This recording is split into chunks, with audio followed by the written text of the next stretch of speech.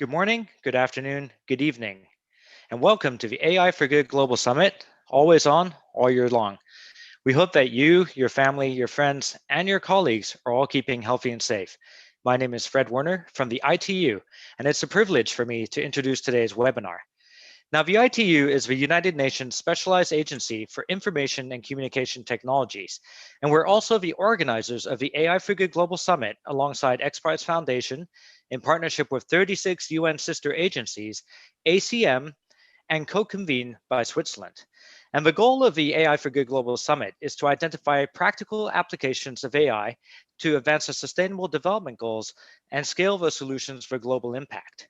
And like much of the world, the AI Summit has gone digital, and we're moving forward with weekly programming, allowing us to reach more people than ever before. Now, one of our claims to fame is that we're action-oriented and we're not just a talk shop. And I think today is a perfect example of that.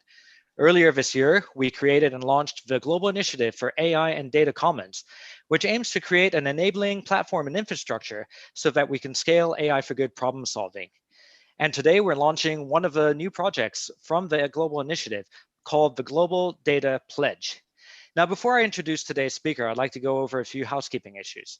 First of all, your microphone has been disabled, so please use the Q&A and chat function if you wish to communicate.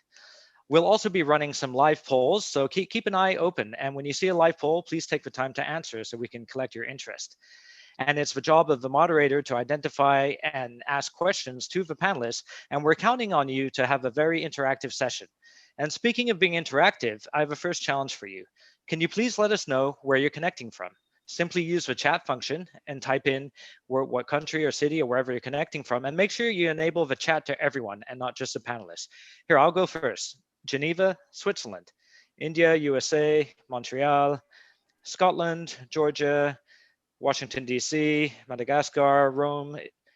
Wow, this is really, truly a global global audience, and it's actually quite fitting because we're launching a global data pledge. So I think we have the right audience here on hand.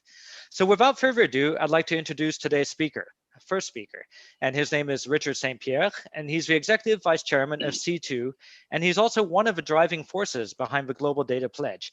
But first, I'd like to show a quick video. Ginu, please.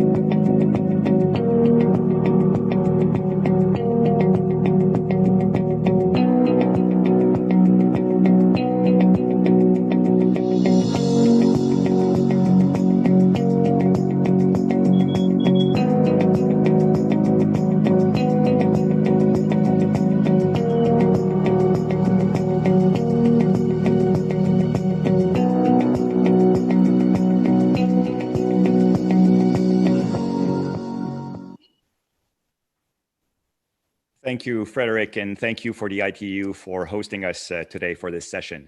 Welcome, everyone from Tokyo to Mongolia, I just saw, to Montreal, my hometown. And thank you for the time for joining us today. On this call, there's likely not a single person that has not been affected by the pandemic in one way or another. We all know someone that was affected or even lost a dear one. And if that's the case, our hearts goes up to you. There's clearly no going back, but we need to create a new normal, and that new normal does not have to be all negative. That's why we're launching the Global Data Pledge. This is not another competing open data source encryption about storage and privacy laws. It's a pledge. So today, what we would like to do is define what is that Global Data Pledge. So we're going to present to you through our speakers and through our agenda what the pledge is, but also, and more importantly, we like to have your help. We want you to be involved into the definition, the design, the roadmap of that pledge. so that we're not just a me too, but we are an enabler of what already exists. We want to leverage what already exists and be a catalyst for that so it can serve the common good. But before we go to the pledge itself, I'd like to introduce you a few of the speakers that will share the stage with us today. So first of all, illustrious Muhammad Yunus, Nobel Peace Prize laureate. I'll come back to him in a few seconds. Anya Calderon, Executive Director of Open Data Center. Jamie Boyd, Chief Digital Officer of the Government of British Columbia. As you can see, Canadians are well represented here. And I'm joined to co-host this session by Amir Banifatemi, Chair of the Global AI and Data Common Initiative, and also the General Manager of XPRIZE. So our first speaker, Professor Yunus, is joining us directly from Dhaka, Bangladesh. Thank you, Professor, for joining us at such a late hour. Thank you. Delighted to be here. I think that many people can look at your Wikipedia page for your bio, but your resume cover basically 10 lifetimes. Little known fact is the fact that you have 76 honorary degrees and counting, I think. Yeah. And I'm doubtful that anyone on this call can top that. And most leaders of state call upon you for your advice. So that's why we ask you to join today. We would like your advice on a couple of things. So first question, you've assembled a list of very influential people for the world over to declare COVID-19 vaccine a global common good. Considering what we've seen as a fragmented country by country response for this pandemic, you think that some type of data should be also labeled a common good? Well, there's some data already common good. For example, you mentioned vaccine. Before the vaccine process started, scientists shared information with each other globally. And then starting point is laid down. So these are common good. Nobody's charging for that. Nobody's asking for a particular fee for that. So there's lots of those information available in the open source data. It's many in internet, you go, you have it. So there are lots of it already available. But there are, at the same time, there are lots of information that's locked up. If you just looked at the patent rights all over the world, people don't use it anymore. So at one time it was important, they had their patent, but nobody unpatented them anymore. So they are locked up. And it's a tremendous resource. I said, why are you guarding them that we are not using them? This should be criminal to do that, because somebody can use that information to do something else. So that's what there is open source, but at the same time, there's a locked up information, locked up data in many, many places. That's what we should be drawing attention to. That's a good action point. You wrote an article titled "No Going Back," and it made the front page of many newspaper around the world.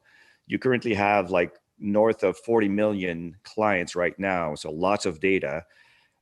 What is, in your mind, the key opportunity to gather knowledge from all this without, of course, infringing like privacy laws or privacy rights or anything of the sort? But we all sit on a massive amount of data that you say, like you say, is locked up.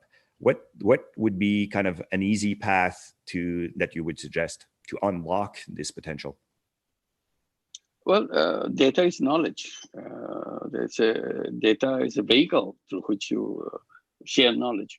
So that knowledge should be shared. This is very simple formula. So this is something that we keep on promoting, that it can be done. But the problem of the data is it's not that all data are not harmless. Some data in the shape of data is a contaminated things. You destroy the whole validity of the data itself. And some are manipulated. You go quietly inside of it and manipulate your minds and so on and so forth. So that's the thing that we have to guard against. What is the right data and what is the wrong data? There are lots of people waiting around to manipulate data. Like in elections, you are talking about, like you're watching television, and then your mind is manipulated. You give out information, fake information, fake data. It's a galore. So these are the trouble for that. And even when the whole world, the whole science of statistics came, it was started by saying lies, damn lies, in statistics. And that's where this all come from. So while data is important, at the same time, we have to be extremely cautious that how to retain the validity of the data, how to retain the purity of data. That because there are so many sources by which they are being manipulated to find a way either to make money or to take some political or security advantage out of it. So this is what we should be guarding against. Before I turn to the audience to maybe ask a question, and if you want to ask a question to Professor Yunus, just drop it into the chat and we'll pick one for the next question. But I lived what you talk about, manipulation of data, when I was last in Bangladesh with you, where we could see that how the media portrayed the situation really gave a negative spin on something that was very positive, the conference that we were having together. Considering we're talking to have a data pledge, we're not going to say to everyone, keep your data and don't do anything for it because it might be misused. So what are the key things that you think that, what's the message for the critical thing that we should look for to make sure that data is used in the proper and that serves humanity itself? I thought when you mentioned the data pledge, I thought pledge is a very mild word. It depends on your wish. You want to keep it or you want to break it. Nobody kind of punish you for that. So it should be harsher than that. You see, it should be if you contaminate, if you manipulate, if you distort data, it should be a criminal offense. So then we understand what we are talking about. Pledge is just a nicety. You sign, then you go out, do whatever you want. Nobody is going to punish you. Nobody is going to take care of it. So I would recommend that we get harsher on that, so that it's not something that you play around with life of people, life of the future, life of the planet itself, in manipulating, in twisting, in distorting the data.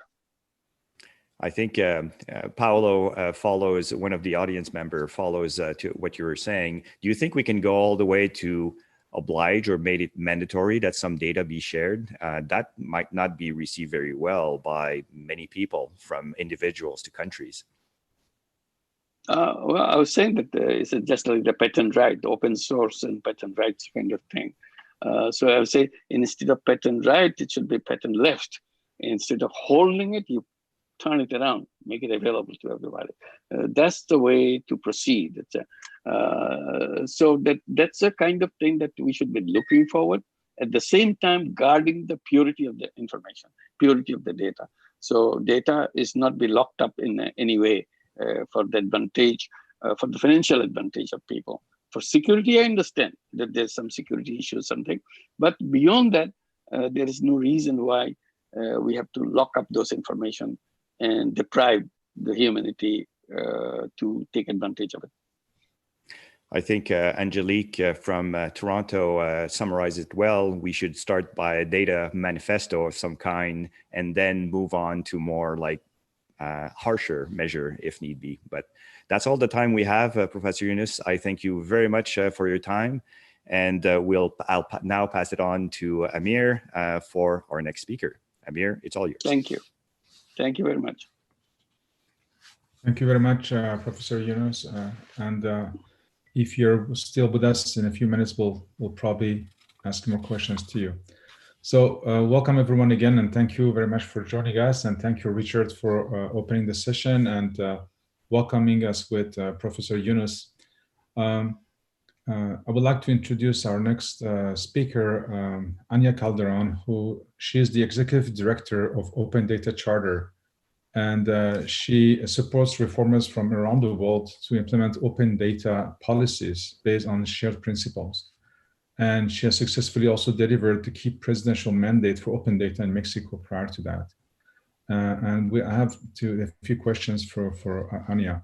But before I ask you that question, Anya, as a context, 4 years ago, we started this whole movement called AI for Good, and it manifested by a series of summits and gatherings. And what we discovered is that access to data is not obviously evident. There are many open data everywhere, and there are private data as well.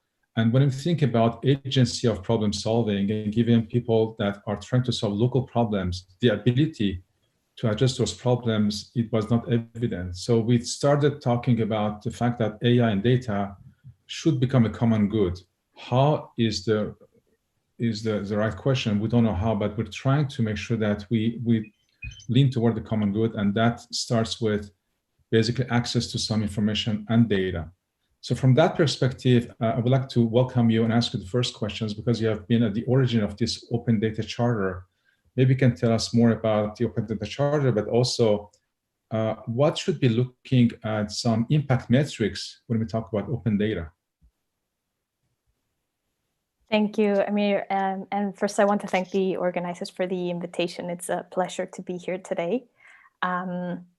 As mentioned, I head a global organization called the Open Data Charter, whose goal is it's at the heart of the Open Data Charter to make data available to people. It's a collaboration of over 100 governments and expert organizations working to collect, share, and use data to address targeted policy challenges.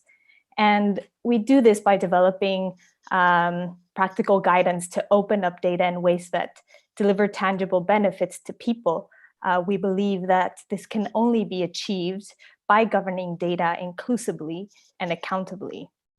Now, to your question, data has often been presented as a vaccine for the perils of humankind.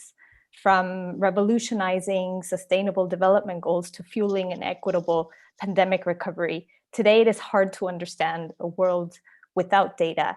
And I've always thought of data, I've thought about data as something that can inform better decisions.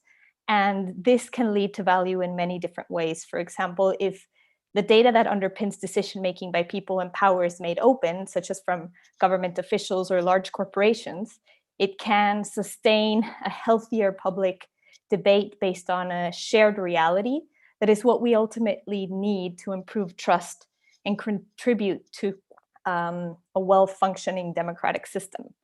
But opening data in ways that make it accessible, comparable, and timely, which are principles of the Open Data Charter, can, for example, in our current context, allow people to know where to go to buy masks and how much stock is available, such as is the case in Taiwan, find your nearest COVID-19 testing center, such as here in the UK, or help health authorities mitigate the spread of the disease using mobility data that has been released by companies such as Google and Apple. But much like a vaccine, placing good quality data in the hands of people that need it requires a governance process that aims to maximize access to benefits while reducing unwelcome side effects. As has been mentioned before, I think what we are seeing is that it is as important for the process to be rooted in principles of openness as much as the data that is being made available through it. So this means transparent and honest communication about the data that's being published, how it is structured, who made those decisions, and what limitations do we need to be aware of. We also need to do more in terms of explaining how sensitive and personal information is being safeguarded, publishing any privacy or other risk impact assessment in timely ways. It is very much about a process that meaningfully allows those that may be affected or watchdog organizations the ability to scrutinize, to raise concerns, and to encourage people to engage with that data in order to create value. It was very insightful. As we talk about value, we're trying to capture value today from the SDGs perspective to Sustainable Development Goals as a framework to evaluate problems and problems that need to be solved. if you think about problems as the recipient of data, and we had this conversation together before, how do you think that more open data and data sharing would make sense if we knew in advance what problems we needed to be solving? Yes, I think this is a very important question, because for any data initiative, context really matters. We don't treat health data the same way as we do transport data or data from the judiciary system, for example.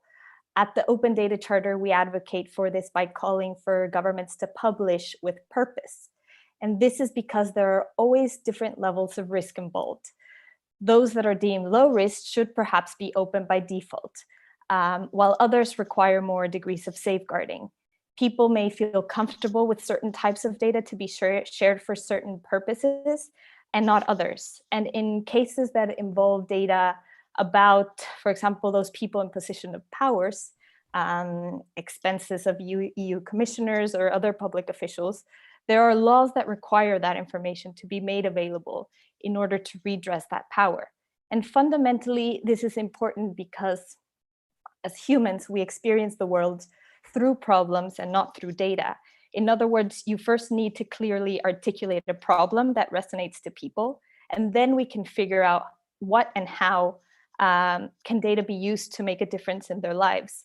Now, I think it's important to note a recent report in Nature that points to a common focus from our industry, the AI and tech industry, to ask whether their tools are fair or for good. And there have further claims that these are tend to be infinite spacious words, pushing us instead to be asking questions like, how is data, or in this case, well, the article focuses on AI, but in this case, we can ask ourselves how data is shifting power. So it calls for putting marginalized and impact communities at the center of design, development, and governance of these processes. Along with thinking about problems, I think it's also critical to position those problems as part of a political economy that acknowledges power imbalances, especially as the pandemic, surveillance, and data gathering efforts are accelerating the risks of equity implications that may potentially be hard to roll back. So finally, with the World Health Organization now calling for rapid data sharing as the basis for public health action, we really need to ask ourselves, how can this tilt the playing field to benefit those that are most likely to be impacted or incriminated against? I love your positioning on the vulnerable communities. Can we say now that we need more open data today than any other time?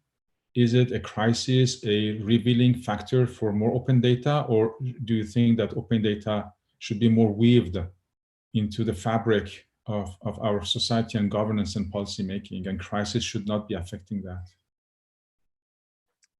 I definitely am a believer of crisis bringing a chance for opportunity. So I think it's also very particular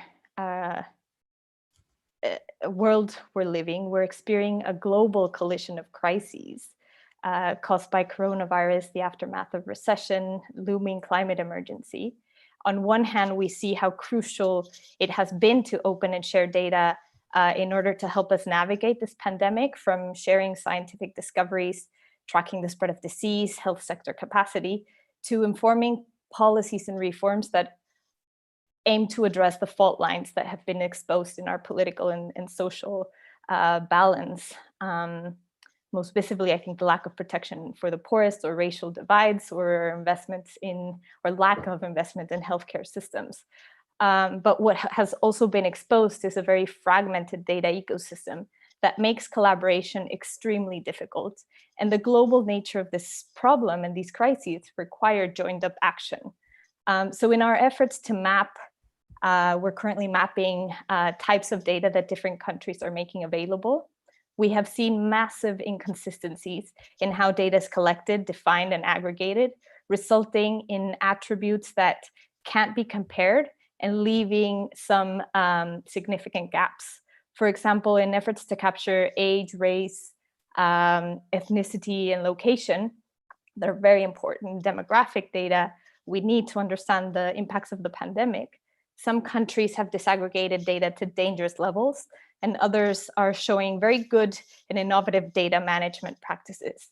So Hungary, for example, published a list of coronavirus deaths to the level that allowed deceased to be re-identified, including very sensitive information about them, which violates their privacy. While, for example, in New Zealand, we saw carefully managed and dynamic data practices that waited until the number of cases was large enough before they started disaggregating information in safe ways. At first, not releasing details such as age, then including age brackets, and later age numbers. So as more countries are starting to include this level of detail, there's still a stark lack of standardization.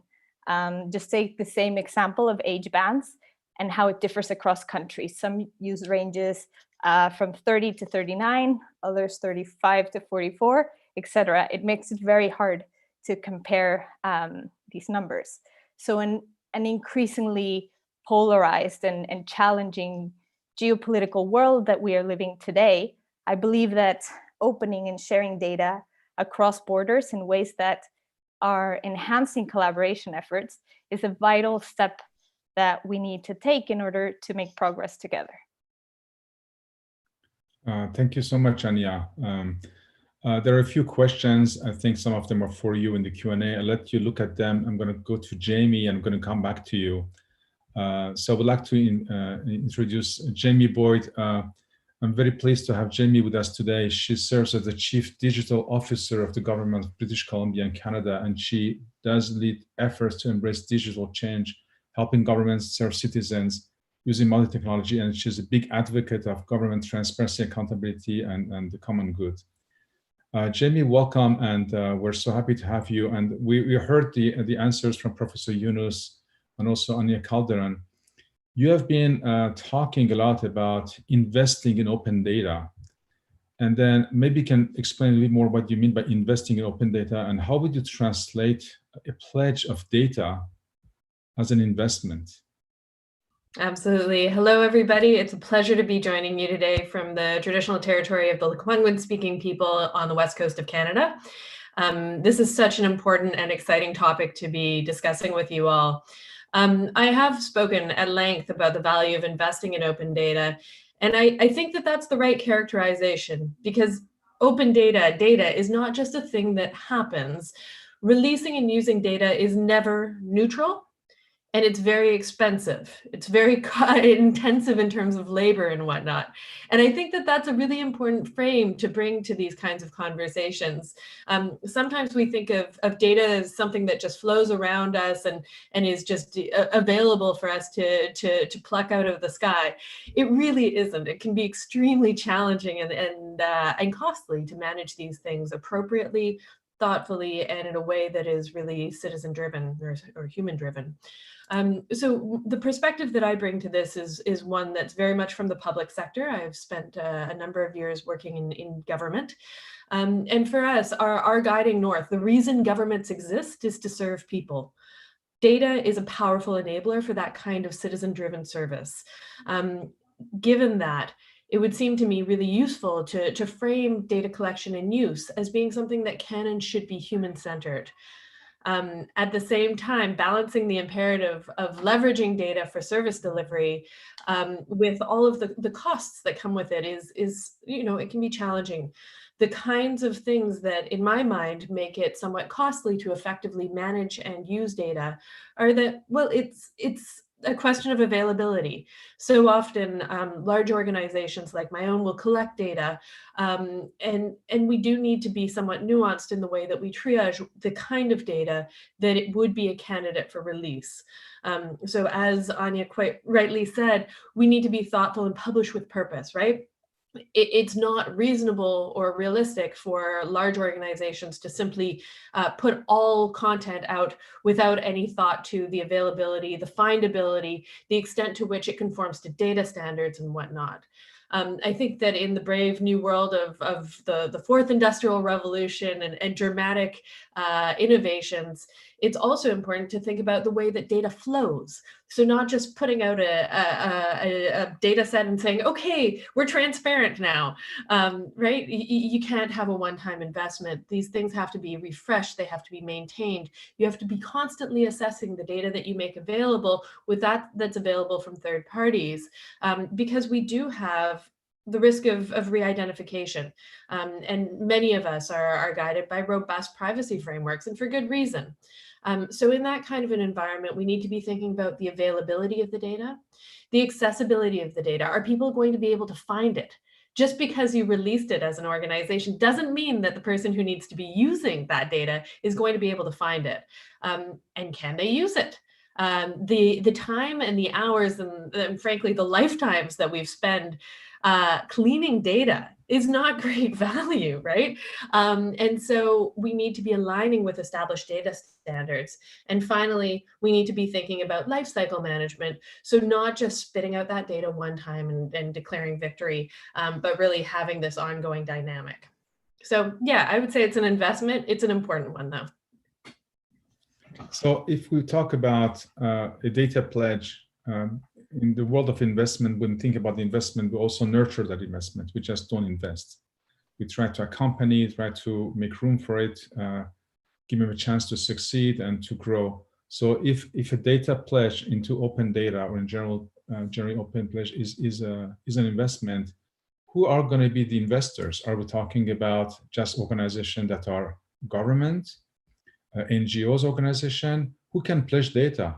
Who are is my little nonprofit in Kuala Lumpur can be giving a pledge, or should be a big government?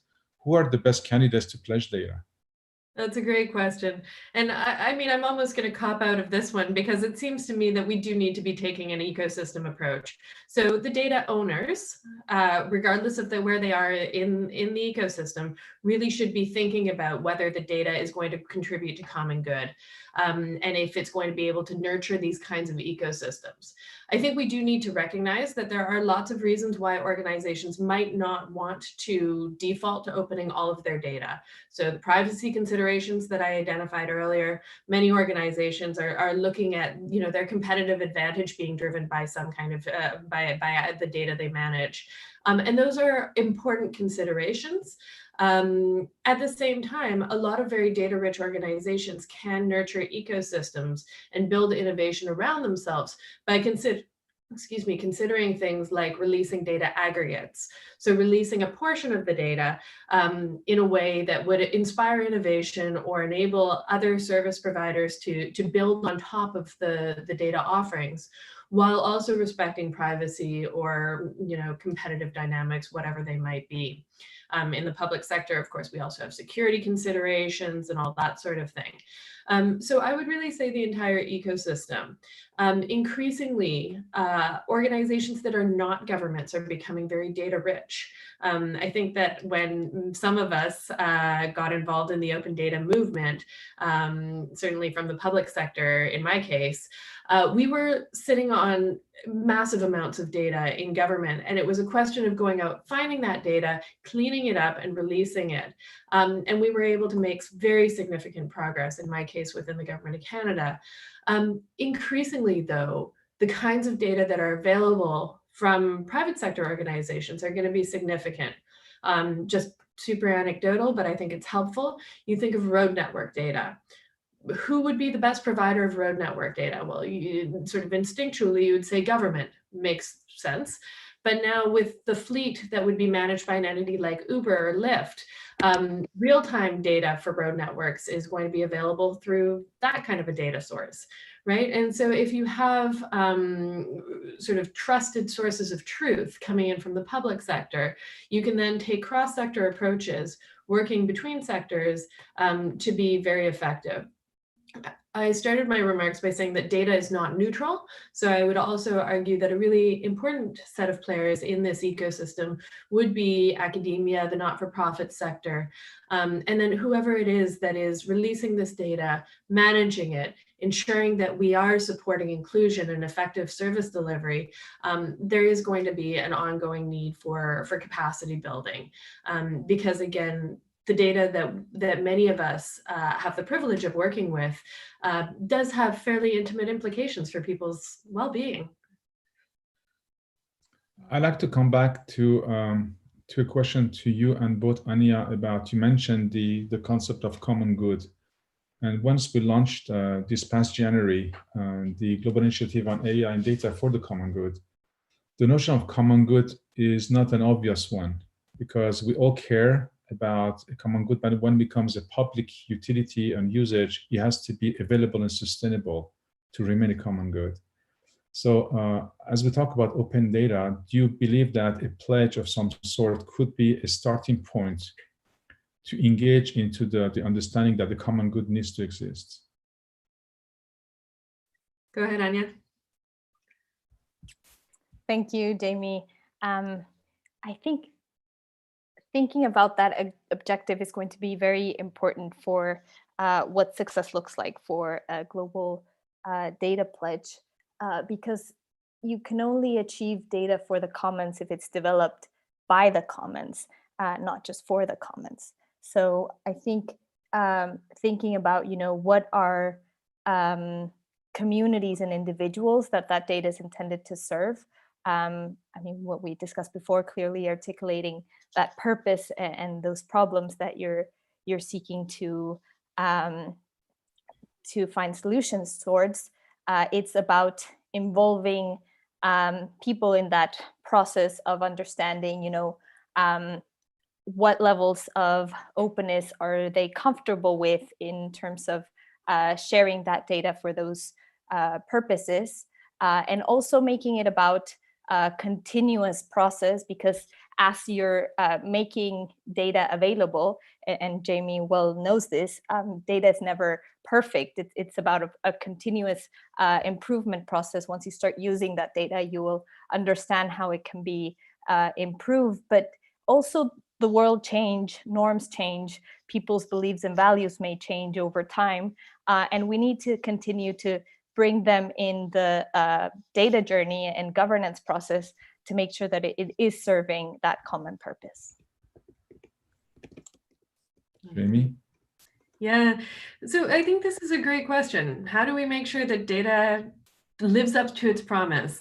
And I think that the answer, a good answer to this, is one that really looks at data as being the lifeblood of so much of the service delivery that we have across sectors in a digital world. So I again have the pleasure of working in a government that is very focused on providing excellent services to the people of British Columbia. And we talk about best practices in service delivery. And I think that those best practices in developing digital services are best practices that also apply to the management of data and making it available. So those best practices are things like being agile, human-centered, and open.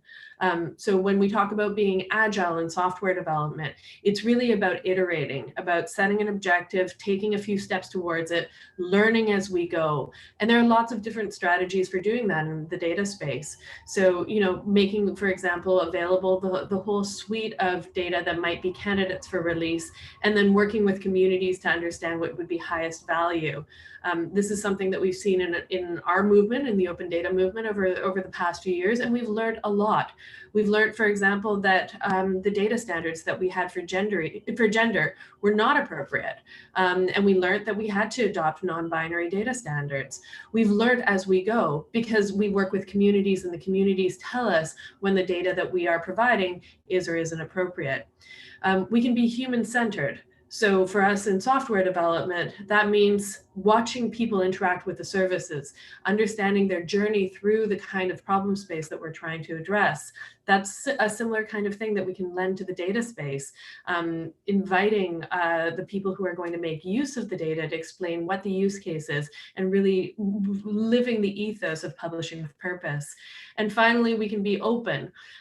So really defaulting to open standards. We in British Columbia, we're, to the extent possible, an open source government. We like to work with communities because it makes things better. We're able to develop those robust ecosystems. We're able to collaborate, and ultimately that leads to better services. I think that too often in our data-driven society, we feel like data is a thing that happens to us. And I would argue that there's a real opportunity right now for us as citizens of the world to come together and say, no, we are our own data owners. We believe in things like self-sovereign identity. We believe in our ability to actually manage our own data and have a view, a sophisticated view on who should and shouldn't be accessing that data or making use of it. So it seems to me that we need to drive ourselves to a point where this vision of citizen-centered or human-centered data is no longer revolutionary, because today it's a little bit too revolutionary. Wonderful, thank you. We will, if we have time, we get to more questions. There are many questions out there, but these are the principles that are driving us all together as a community. And while there are a set of principles, like Open Data Charter has created principles where there are European unions have a number of research, where many governments like yours, British Columbia government, has already adopted a set of standards and principles and guidance. And there are numerous think tanks and research organizations that are alerting us about privacy, safety, security, bias, and so forth. How can we incentivize more data sharing and incentivize more responsible, right, pledge and investment of data for the common good? So that's the goal of this pledge that we're trying to start with. And Richard is going to be explaining how we're planning to do this. See if you can have the next slide, and we'll come back to you.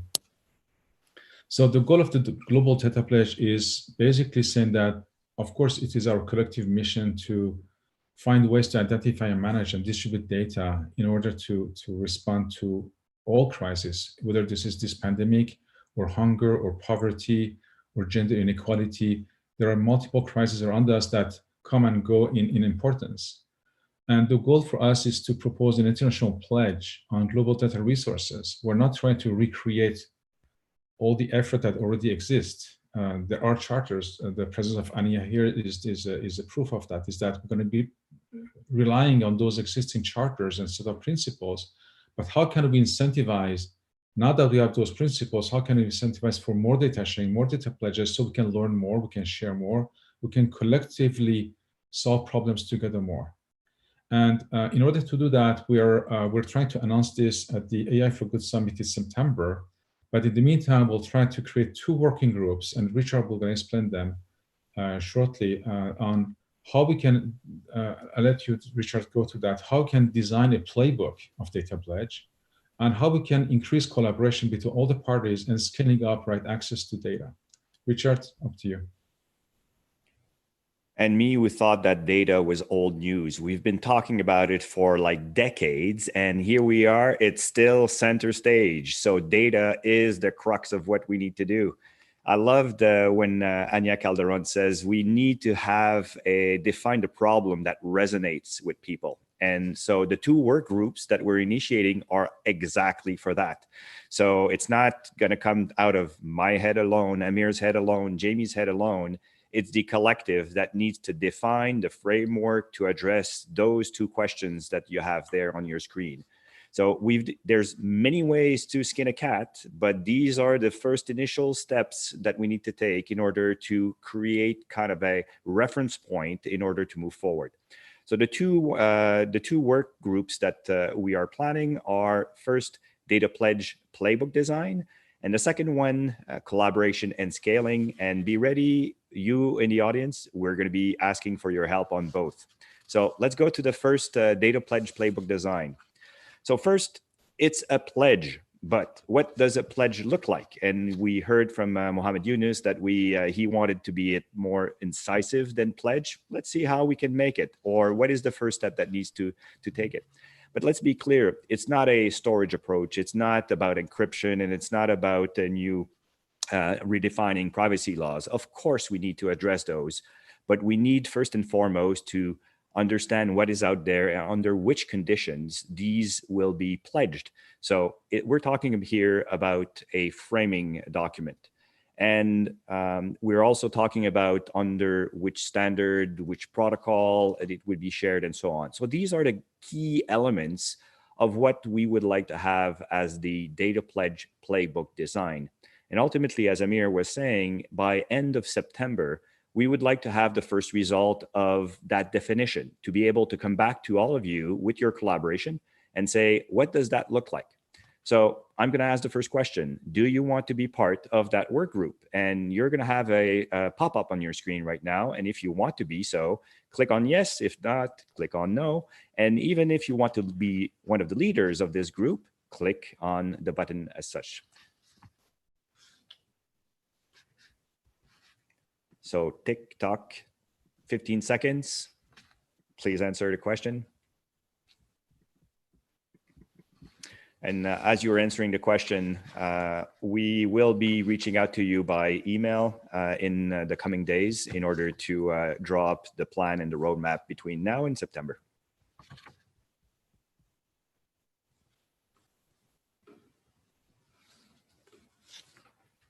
Okay, I think that was enough time for just one click. So we'll move on to work group 2. So work group 2, we've labeled collaboration and scaling. So our goal, and we've said it multiple times, is not about reinventing the wheel.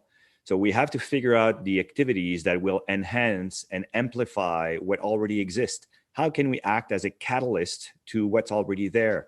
There's more than 1,600 initiatives worldwide, from open data to other standards. How do we make sure that worldwide we have a global footprint?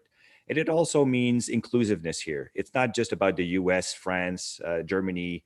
We saw that some people are from Iran on this group. So we want to be very inclusive and include a lot of countries. So please answer the question as to collaboration and scaling. Do you want to be part of the work group or not?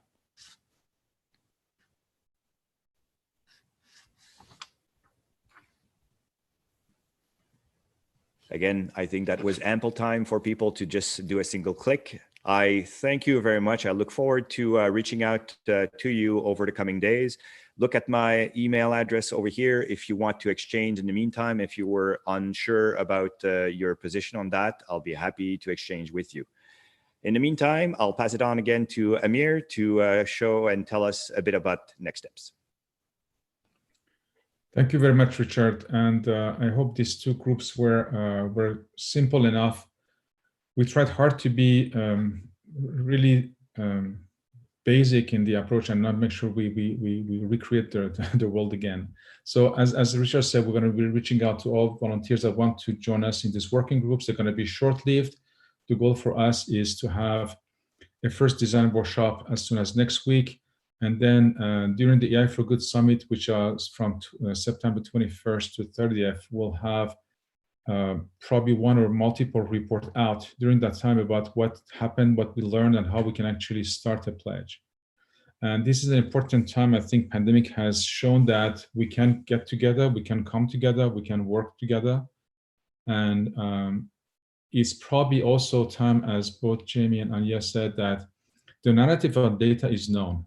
We're not learning something new, but the way we act and participate, I think, should be reminded on a constant basis. And we want to have this pledge as a signification that we care, and we want to basically give all the problem solvers or the problem owners a fuel, right? An engine to connect them, and data is one of them. That's not enough. We need many more. We need governance. We need many of other ingredients, but this is an important one. If time allows, and we'll thank you all for participation and coming. We're very excited, and we reach out to every one of you. If we still have time, there are a number of questions, and if Anya and Jamie are willing to, you can select the questions that you want to answer and answer them directly live on this panel.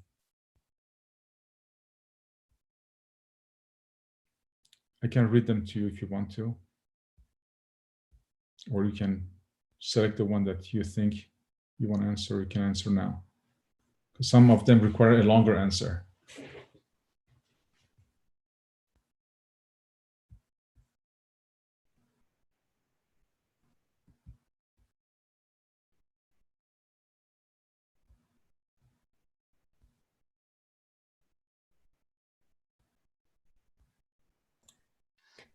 Sure.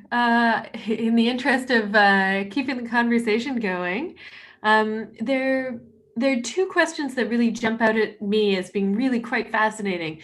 So one is around the connection between data and AI.